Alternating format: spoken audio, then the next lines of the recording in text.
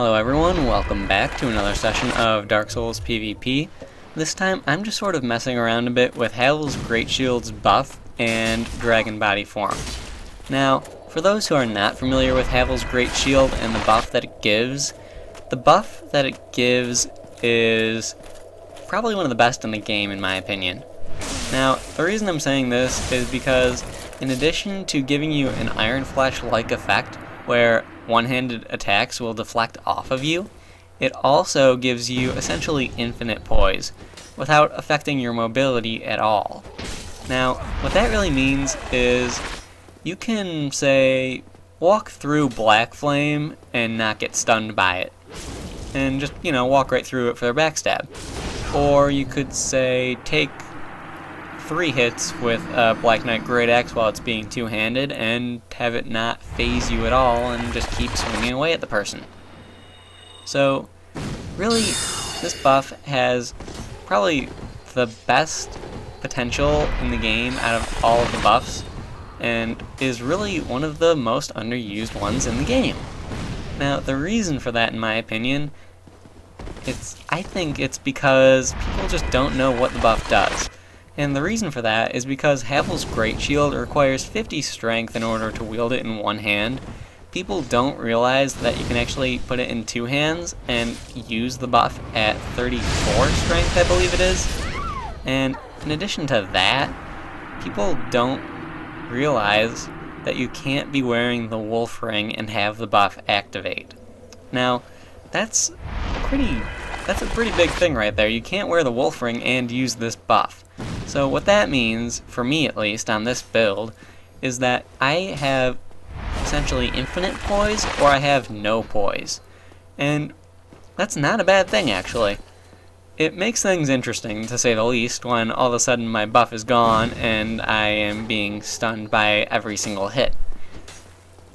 On the other hand, fights generally don't last long enough for that to happen. And I also have the Dragon Roar, so I can use that to hide the fact I have the buff from Havel's Shield active still. So that'll cause people to run in thinking, oh yeah, he's got no poise, I'm going to stun him. And then, nope, I have essentially infinite poise, their attacks are bouncing off, and I'm just counterattacking and getting lots of damage on them. Now, before I go on any farther, I wanted to have a shout out to my friend right here. He recently taught me how to do reverse rolls, and I am actually getting fairly decent at doing them. I'm starting to do them a bit more in PvP, and it's definitely interesting to throw them in. Although I did notice a few ways that they can be punished quite easily, and that would be by just simply taking a few steps backwards and pressing R1.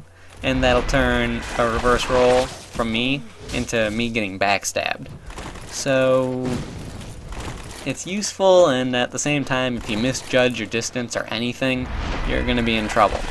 So it's good for punishing, and the key to using it, in my opinion, or at least from what I've seen so far by doing it myself, is there's a time and a place.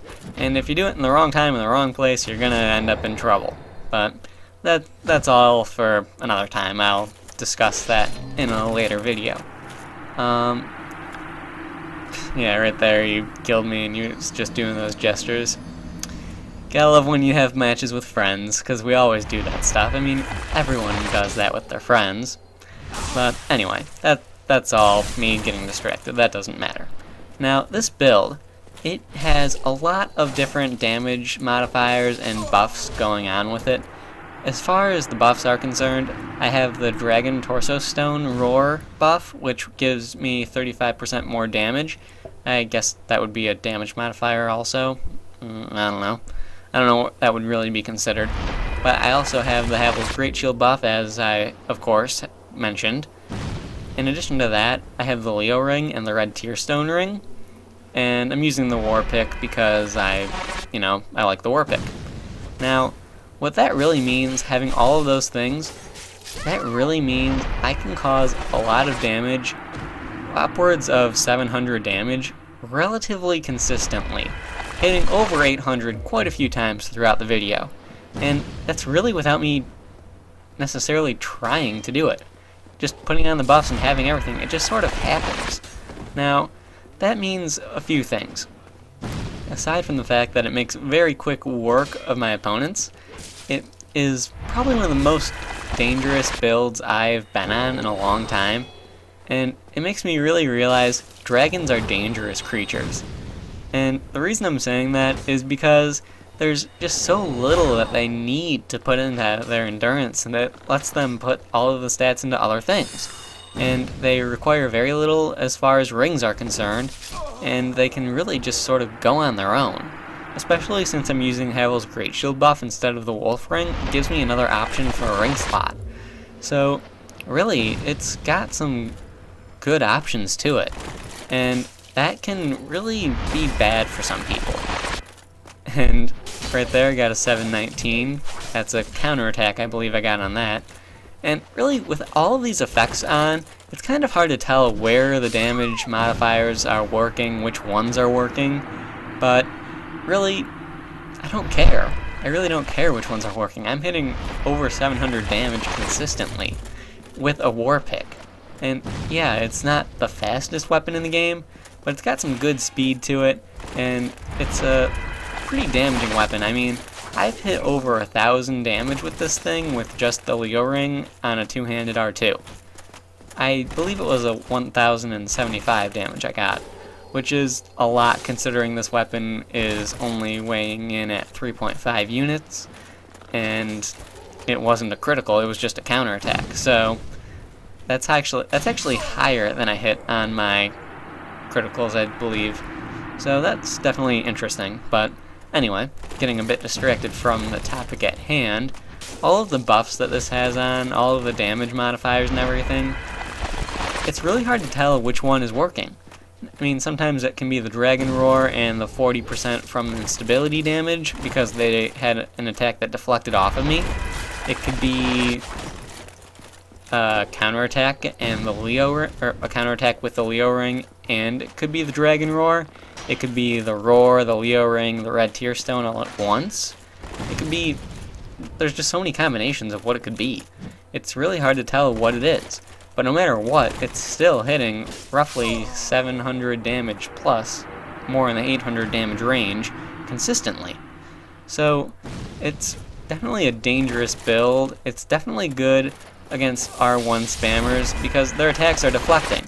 Now, one thing I am noticing about Havel's Great Shield's buff is it's kind of interesting with the weapons that deflect and the attacks that deflect. Now, he's using, this guy right here, he's using a Falchion, and he was two-handing it, but his attacks were still deflecting. Now, I'm pretty sure that's different than Iron Flesh. And I also noticed in a fight previous to this recording session, I was fighting a person who was using the Iaito, and its R2 attacks when one-handed did not deflect.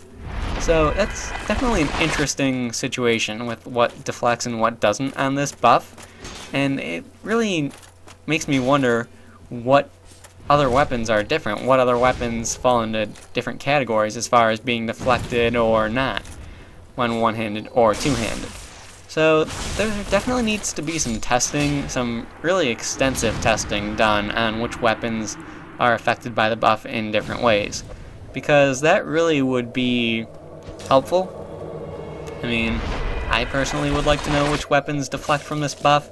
I know the Moonlight Greatsword does on those R2 attacks, because I don't know how many times I've gone up to someone who was doing that attack and they're just like, oh yeah, I'm gonna just smack you with this and you're gonna get knocked back, and then I just stand there and it bounces off my head, and they're like, wait, that's not how it's supposed to work? I mean, I've had people accuse me of hacking and glitching and using all sorts of different things, saying that I'm cheating in all sorts of different ways, when I'm not. I mean, it's an in-game mechanic. It's not being abused in any way. Yeah, I'm stacking a few different buffs and damage modifiers together, but it's not hacking or anything. It's really not necessarily frowned upon from what I've seen either. I mean, aside from the people calling me a hacker, the majority of messages I received on this build were people saying how it was unique and they've never seen anything like it before. So, really, I am kind of surprised I didn't get any hate mail about how overpowered the build was, because, I mean, I've got the red tier stone, I've got the dragon roar, I've got the Leo ring. That's, what, 40%, 35%, and, what is it, 68% more damage? All of those can stack together. That's kind of scary. That's really scary, actually. Also, if the Leo ring doesn't work, then I've got Havel's Great Shield. I've got that buff, so their attacks can deflect. I can get the instability damage from that, so it's 40%, 35%, and another 40%. And those all stack. So, really, this is a very dangerous build. And even a weapon that doesn't do much damage can hit very high. Earlier in this video, I think it was a 598 with a scimitar. And that's just ridiculous. It's such a fast weapon. Hitting 500, nearly 600 damage with that is just insane. So, it kind of makes you wonder what you could potentially hit with a Leo ring counterattack and all of that stuff going on. Unfortunately, it wasn't, and I haven't seen that yet, but it is possible, and I know that for a fact because I know the red tier stone and Leo ring work together. So, adding 35% damage to that, it can hit high. That's really what it comes down to. It can hit very, very high. So, hopefully someday I can get that to happen. Hopefully I'm recording when it does. I've had a bad habit of not recording when I'm using the war pick recently, hitting 1000 damage plus with counterattacks on it, and not recording them. I hit a 1075 damage counterattack on someone the other day, and I didn't record it. Broke the #1 rule. It's unfortunate. But anyway, getting distracted. This is the last fight, by the way. So I think I've actually gotten all of the points I was talking about across. I don't think I really have anything else to say, so I'm just going to leave here. I hope you guys enjoyed the video. Hope you found it helpful in some way or another. Please like, subscribe, and all that good stuff, and I will see you next time.